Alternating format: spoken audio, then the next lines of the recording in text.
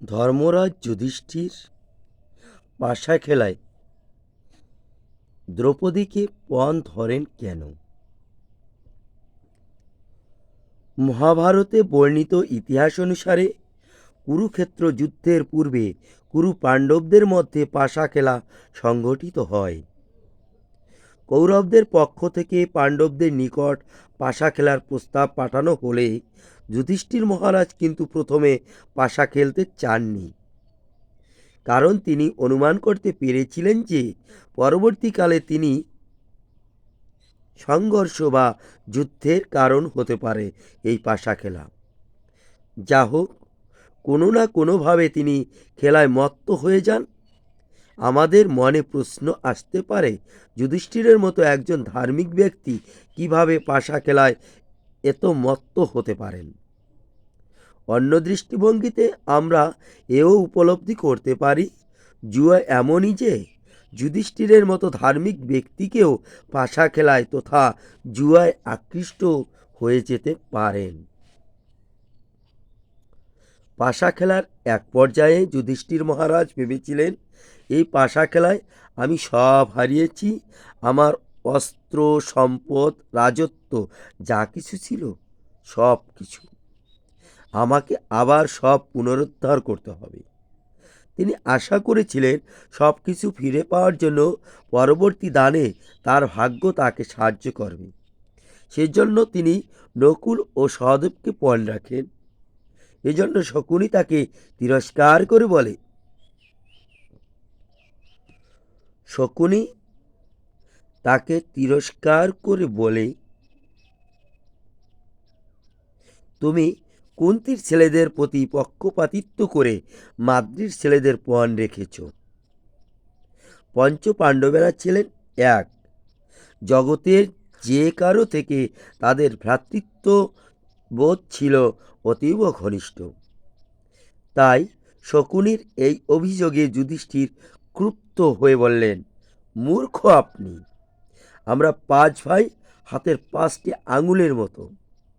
আপনার সাহস হয় কি করে আমাদের মধ্যে বিভেদ তৈরি করবার? শকুনি তৎক্ষণাৎ তার সুর বদলে নিল। সে ক্ষমা চেয়ে বলল, আমি খেলায় মত্ত হয়ে যা বলেছি তার জন্য আমি দুঃখিত। আসলে আপনি সব দিক দিয়ে আমার চেয়ে শ্রেষ্ঠ। চলুন পাশা খেলা চালিয়ে যাই। বাহ্যিকভাবে অনুতপ্ত দেখলেও শকুনি তার উদ্দেশ্য ঠিক পূরণ করল। শকুনির কথার জালে জড়িয়ে এরপর যুধিষ্ঠির মহারাজ একে একে অর্জুন, ভীম, এমনকি নিজেকেও বাজি রাখেন যে হেরে যান। সর্বস্ব হারানোর পর শকুনি তাকে বলল, তোমার এখনো দ্রৌপদীকে বাজি রাখা বাকি আছে।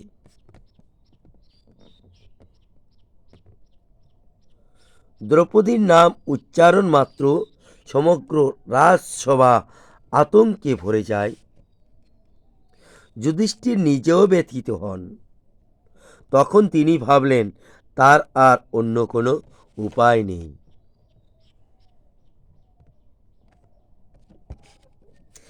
তার স্বামীরা সবাই কৃতদাস হয়ে গেছে। দ্রৌপদীকে রাজি রেখে যদি জেতা যায় দ্রৌপদীকে বাজি রেখে যদি জেতা যায় তাহলে অন্তত কিছু তো ফেরত পাওয়া যাবে। তা না হলে দ্রৌপদীরই বা জীবন কেমন হবে? এমন নয় যে যুধিষ্ঠিরের যুক্তিগুলো ঠিক ছিল, কিন্তু তাই করেছিলেন। তিনি দ্রৌপদীকে পণ রাখলেন। এখন দেখার বিষয় হলো, তিনি আগে ভাইদের, তারপর নিজেকে এবং সবশেষে দ্রৌপদীকে পণ রাখলেন। তিনি দ্রৌপদীকে অনেক মূল্যবান মনে করতেন। এমন নয় যে তিনি নিজের ইচ্ছায় এটি করেছেন। তিনি অন্যদের দ্বারা প্ররোচিত হয়ে এসব করেছেন এবং তিনি জুয়া খেলার নিয়মের দ্বারা বাধা ছিলেন। তিনি শুধু খেলার জন্য নয়, বরং হারানো সব কিছু ফিরে পাওয়ার আশায় শেষ পর্যায়ে দ্রৌপদীকেও হারালেন। আধ্যাত্মিক দৃষ্টিকোণ থেকে আমরা বলতে পারি কৃষ্ণ সব কিছু এমনভাবে সাজিয়েছিলেন যাতে তিনি দ্রৌপদীকে উদ্ধার করতে পারেন। যুধিষ্ঠিরের পাশা খেলাকে নিমিত্ত করে কৃষ্ণ দেখাতে চেয়েছিলেন তিনি ছাড়া আমাদের আর কোনো রক্ষাকর্তা নেই। দ্রৌপদীর 5 জন অপ্রতিদ্বন্দ্বী স্বামী থাকা সত্ত্বেও দ্রৌপদীকে কেউ সাহায্য করতে পারেনি। তিনি কৃষ্ণের কাছে গিয়েছেন এবং কৃষ্ণই তাকে রক্ষা করেছেন। তাই যুধিষ্ঠিরের কার্যকলাপের মাধ্যমে ভগবান আমাদের দেখালেন প্রতিপক্ষে কৃষ্ণ ছাড়া আমাদের আর কোনো রক্ষাকর্তা নেই। বাহ্যিকভাবে মনে হয় যে যুধিষ্ঠির তার বয়োজ্যেষ্ঠদের নির্দেশের কারণে খেলেছিলেন। শকুনির প্ররোচনায় জুয়ার ঘুরে থেকে ক্ষতিপূরণের আশায় অন্তিমে দ্রৌপদীকেও বাজিতে হারালেন, কিন্তু প্রতিপক্ষেও সব কিছু সংগঠিত হয়েছিল ভগবান শ্রীকৃষ্ণের পরম ইচ্ছায়।